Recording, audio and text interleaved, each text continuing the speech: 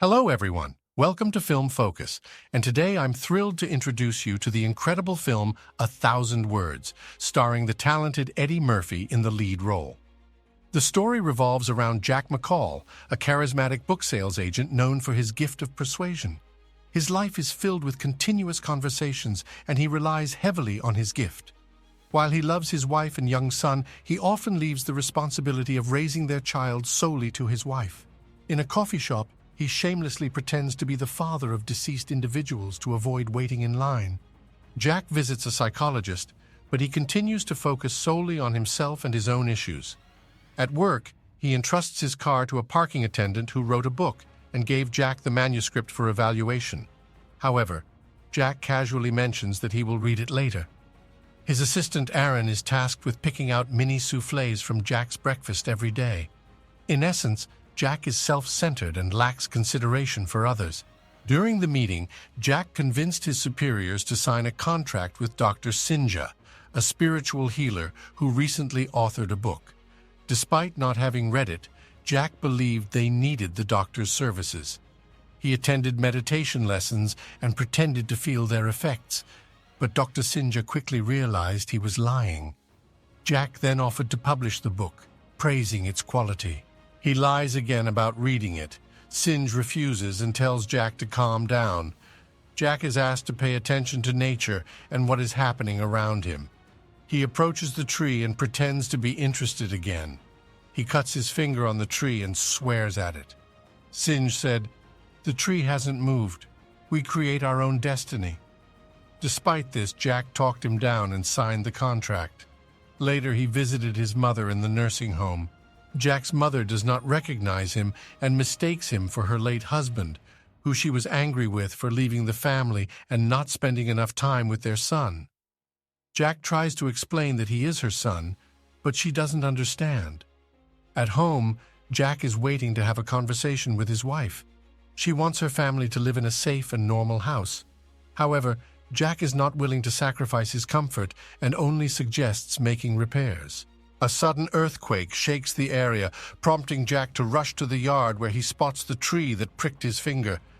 The following day, feeling unwell, he discovers that Singh's book is merely 5 pages long. Frustrated, Jack decides to confront Singh in person, expressing his discontent with the book's brevity and insisting that it cannot be published. He also questions why Doc sent him that peculiar tree. Sinj accompanies Jack to inspect the tree and denies responsibility for its condition. As Jack speaks, the leaves fall off the tree, and Sinj claims that this is the cause of Jack's poor health. Sinj suggests that the tree and Jack are somehow connected and estimates that there are around 1,000 leaves on the tree. When Jack speaks 1,000 words, the leaves fall, and both the tree and Jack die. Sinj promised to speak with the monks and investigate the case. Currently, Jack faces a challenging task, saving words.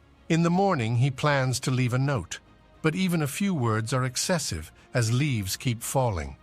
At the cafe, Jack gestures to convey his order.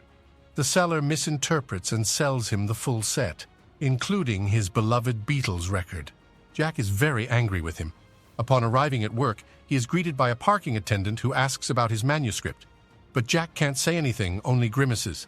The young man thinks that Jack found the book disgusting. Aaron shows Jack that he can't speak. The assistant thinks the boss is sick. During the meeting with his partners, Jack utters only 3 words. However, his interlocutors do not understand what he means, so Jack has to repeat himself 3 times. He runs away when squirrels start running around the tree. Jack takes Aaron to the meeting and has him speak for him.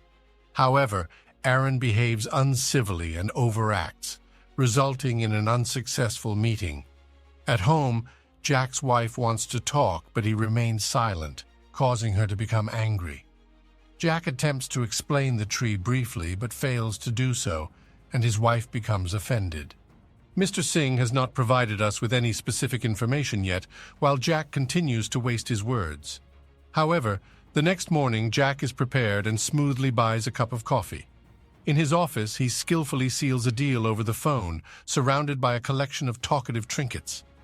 Unexpectedly, Jack's spouse surprises him at their hotel and asks him to whisper romantic words, but Jack remains silent, maintaining his quiet demeanor. She takes it and leaves. Jack agrees to a deal on Dr. Singh's book. At that moment, the gardener treats the tree with chemistry, causing Jack to act drunk. The partners refuse to enter into a contract after learning that the book consists of only 5 pages. The boss, who knew nothing about it, fires Jack. He invites Aaron over and explains what the tree does to him. Aaron doesn't believe it but agrees to stay behind to watch the falling leaves. Jack decides to do good deeds, but as always, he is selfish. Aaron reports that the leaves continue to fall off after each word. When Dr. Singh returns, he tells Jack that there is no good news. Nobody knows what is happening to him.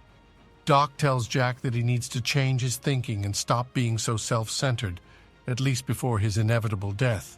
However, Jack becomes very upset and returns home drunk. Aaron forcefully silenced Jack, knocking him out after he swore at the tree and decided not to save his words. The next morning, Jack woke up with tape on his mouth and saw that only one small branch with leaves was left on the tree, realizing that time was running out. He was no longer angry at the tree, but instead watered it and talked to it as if it were a friend in misfortune. Jack reads Singh's book.